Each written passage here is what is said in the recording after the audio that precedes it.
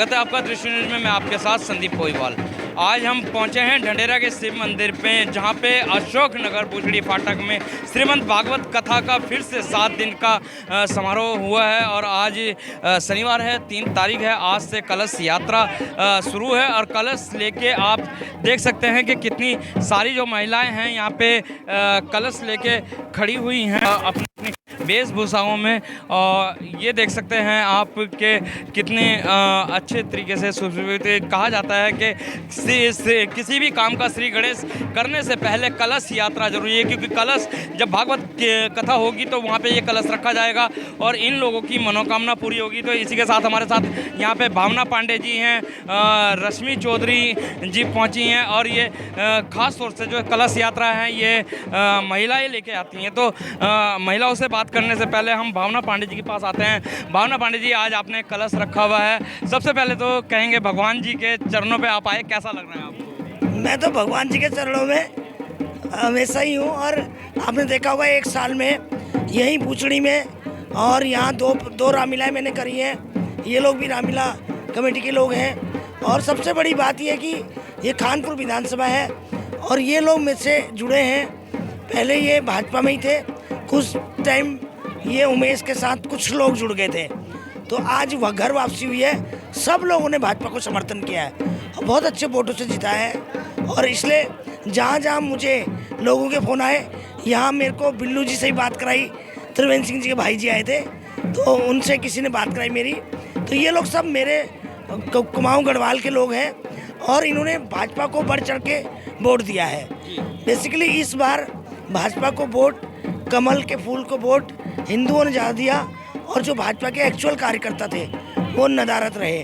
और इसलिए मैं इनका धन्यवाद करने भी आई हूँ। और आज श्रीमद् भागवत के गणेश कलश यात्रा में मैं शामिल हुई हूँ। और इसी तरह जैसे लोग मुझे कह रहे थे कि आप रण छोड़ हो चले गए, कुछ मजबूरियाँ होती हैं कि जब 2 ताकतवर एक साथ मिल जाए सेनाएं तो जीत निश्चित हो जाती है। तो इसलिए त्रिवेंद्र सिंह जी को समर्थन किया। नेताओं की बात करें तो नेताएं जो आते हैं एंड मोमेंट में आते हैं, हाथ जोड़ते हैं और चले जाते हैं। लेकिन एक अगर जो आपके विषय में कहा जाए, आप पूरी शिद्दत से जाते हैं। जैसे अभी कलश यात्रा चल रही है, आप पंडाल से यहाँ तक कलश यात्रा लेके आए, फिर भगवान जी के चरणों से वहाँ तक लेके जाएंगे, तो क्या कहना चाहेंगे इस बात की? देखो, मैं कहना चाहती हूँ कि मैं तो देखो वो नेता है, मैं उत्तराखंड की बेटी हूँ और मैं ये सब उत्तराखंड के लोग हैं। मैं राज्य आंदोलनकारी हूँ, तो हम लोग धार्मिक प्रवृत्ति के लोग हैं। और इसलिए मैं कहना चाह रही हूँ कि मैं तो हर प्रोग्राम में कम से कम 26 रामलीला मैंने करी है यहाँ पर इस हरिद्वार में।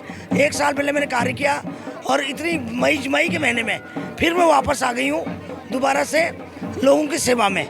और मैं मैदान रण छोड़ नहीं हूँ, रण में ही हूँ। अभी रण जारी है, अभी रण जारी है। श्रीमद् भागवत कथा है, क्या मनोकामना है आपकी?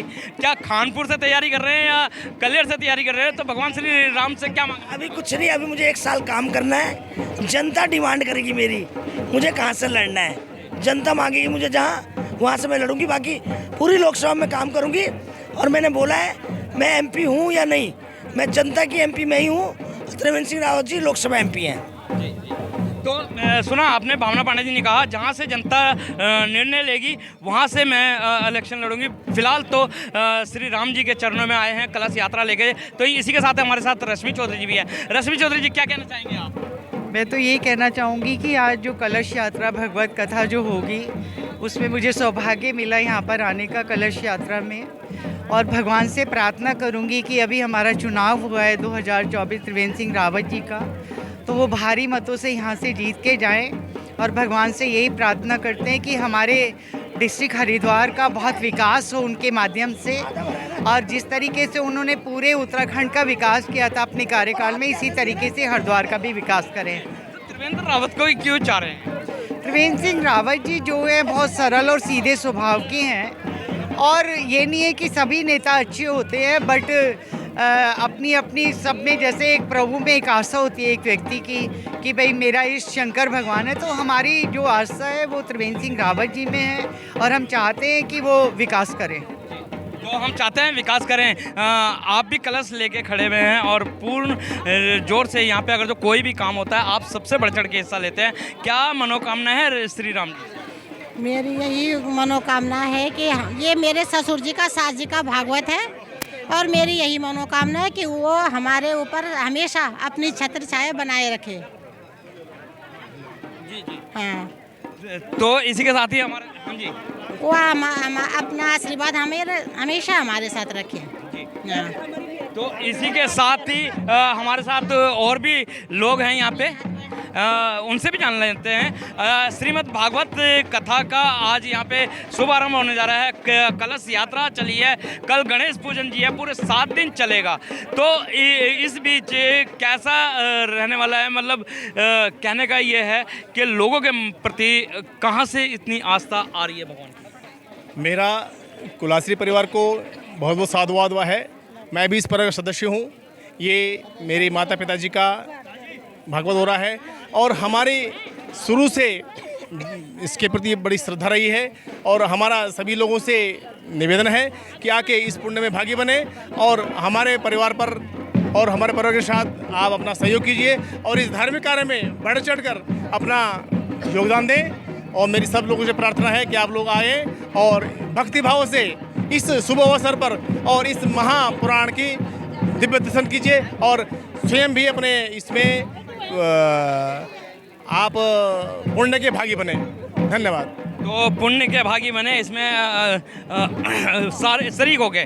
आप देख सकते हैं कि कितना बड़ा जो है कि कलश, लेकिन नहीं बोल पा रहे हैं। कोई बात नहीं, कोई बात नहीं, आराम से आराम से। तो कुलाश्री जी भी हमारे साथ है। कुलाश्री जी, आप पंडित हैं, श्री भगवत कथा का आयोजन जो है आपके द्वारा किया जा रहा है। आपको कहाँ से प्रेरणा मिली, क्योंकि पूरे 7 दिन की ये कथा होने वाली है? सबसे पहले तो सभी मीडिया कर्मी का हार्दिक स्वागत। और बड़े सौभाग्य की बात है कि क्या है, हमारे जो पूर्वजों की, जो हमारे पूर्वज हैं, उनकी आशीष कृपा से, हमारे इष्ट मित्रों की कृपा से और पितृदेवताओं की कृपा से जो ये हमारा 7 दिन का आयोजन चल रहा है, ये बहुत दिन से सोचते विचारते आज यहाँ पहुँचा है। और समय के अनुसार जब उन पितरों का आशीर्वाद हुआ, आज ये समय नज़दीक आया और सभी इष्ट मित्रों की कृपा से ये काम संपन्न हो। और भगवान क्या है, सभी जो भगवान जो सृष्टि के हैं, भगवान नारायण हैं, उनकी कृपा से ये संभव हुआ है और आप सब लोगों की कृपा से ये संभव। एक सवाल यहाँ पे बनता है कि आप खुद कथावाचक हैं, कथा करवाते हैं, तो सबसे पहले हम अपने दर्शकों को आपके माध्यम से ये बताना चाहेंगे कि कलश जो जाता है, कोई भी शुभ काम होता है, कलश जो जाता है उसका महत्व क्या है? ये कलश भगवान जो नारायण है, जो उनका जो जब सबसे पहले अवतरित हुआ था, तो इसके कलश की माने शुभ माना जाता है। इसकी जो भी होती है धन्वंतरी, जब उनका प्रकट होता है, अमृत कलश लेके ही उत्पत्ति उनकी हुई थी। इसलिए जब अमृत कलश लेके आया तो ये उसी के उपलक्ष्य में ये घर घर में इसमें खुशियाँ आए, घर घर में संपन्नता हो। हर घर में क्या है, भगवान की जैसे वो अमृत कलश था, ऐसी हर घर में वैसी वर्षा होती रही और भगवान नारायण की, भगवान विष्णु नारायण की क्या है आशीष, लक्ष्मी नारायण की कृपा बनी रहे। इसी उपलक्ष्य में क्या है, कलश की स्थापना। अभी 7 दिवसीय आपकी श्रीमद् भगवत कथा होने जा रही है, तो क्या क्या रहेंगे? जैसे आज तो कलश यात्रा है, कल क्या होगा, परसों क्या होगा, किस तरीके से ये जो श्रीमद् भगवत कथा है ये पूर्ण होगी? ये सुबह आज तो कलश यात्रा संपन्न होगी, यहाँ से शुरू होगी, कथा स्थल तक संपन्न होगी। कल प्रातः गणेश आदि पंचांग पूजन पाठ, उसमें पाठ सब जितने भी पाठ होते पाठ होगा। उसके बाद 3 बजे से और 6 बजे तक भगवत नारायण की जो है श्रीमद् भागवत कथा सुनाई जाएगी।